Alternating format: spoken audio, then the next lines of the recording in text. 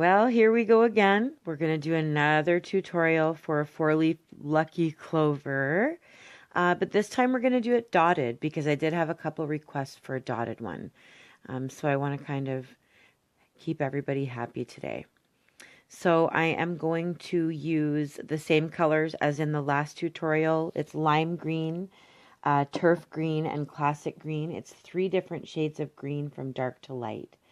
I'm also going to use gold. Again, I love gold. I will continue to use it. And I'll be using black as well, black acrylic paint. But first, I have a light colored rock this time. It's kind of a peachy color once it's wet, so it's going to be a peach color once I resin it. So I'm just drawing on with the pencil 4 sloppy hearts again, just like my last 4-leaf clover tutorial. This is a double whammy today because we're posting 2 tutorials in one day. So once you have your 4 sloppy hearts all on there connected at the center, and you draw your stem, you'll be able to see it a little bit better once I have filled it all in with black. But now I'm just going with my lining brush and I'm outlining where my leaves are for my 4-leaf clover. Now, some people are a little bit confused as to why sometimes I do a black background, sometimes I do a white background. If I'm dotting something, it's usually a black background. It makes those dots really stand out, and you can see every color really well when it's sitting against, that black background. But when I do blending or not dotting, I usually do a white background, especially if you have a darker rock. I use the white as a primer so that the colors are still nice and bright even though it's on a dark surface. So because we're dotting this one, we're going to fill it all in with black, and then we're going to outline it with gold so that we can see where those leaves are and we know where to dot it.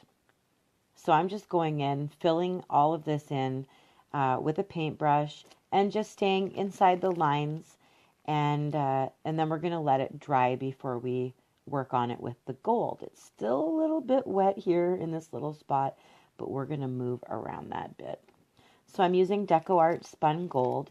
Everything you need to know about what I'm using and where to find it, and tutorials for my paintbrushes, as well as my resin, they will all be in the description. So make sure you click that description and find all of the fun stuff that I leave there for you, okay?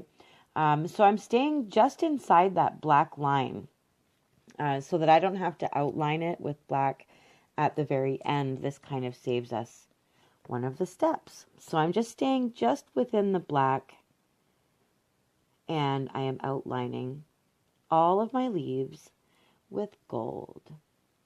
Now, if you are not a fan of gold, you can use silver. You can use metallic green. I just like to have a nice shiny outline. It just really makes these stand off the rock. But you definitely don't have to choose the same colors that I've chosen, and you don't have to use gold. So I've got it all outlined here. Now, starting at the center, I'm just bringing out a gold vein in each leaf.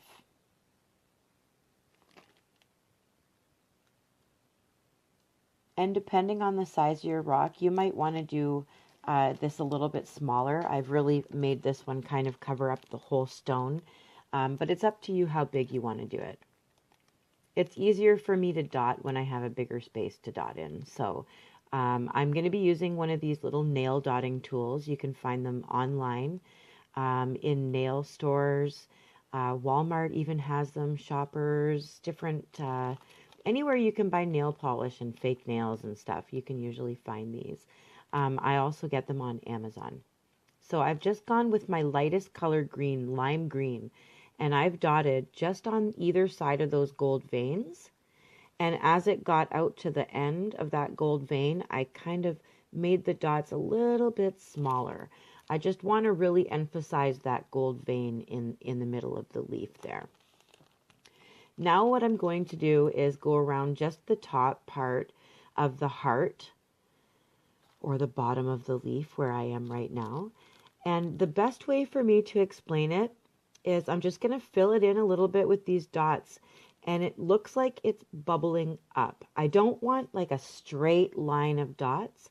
I want these dots to look like they're bubbling up, like when you pour pop into a cup or soda, wherever you're from, anything carbonated, and you put it into a glass and it bubbles up from the bottom. That's what I want this to look like. It's the easiest way for me to explain to you how we're going to blend our dots together to make, to blend the colors together in the leaves. So as you can see, it all just kind of looks like they're bubbling up from the bottom of the leaf to the center. And I'm just going to keep going around each top of each leaf with the lightest color green. So far we've only used our lightest color green. So that's along the side of the veins and along the very edge of the leaves. Now, I am not doing anything fancy with these dots. They're all different sizes. Some of them are stuck together, so it's a double dot. Some of them ran together. Some of them have a little string because there might have been like a little piece of fuzz on the end of my dotting tool.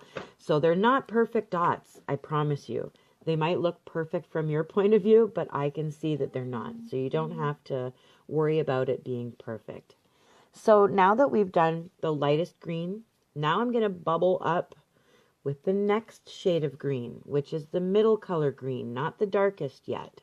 And notice I just bubbled, fill it all in, and bubble it up so that there's not like a straight line of just that darker color.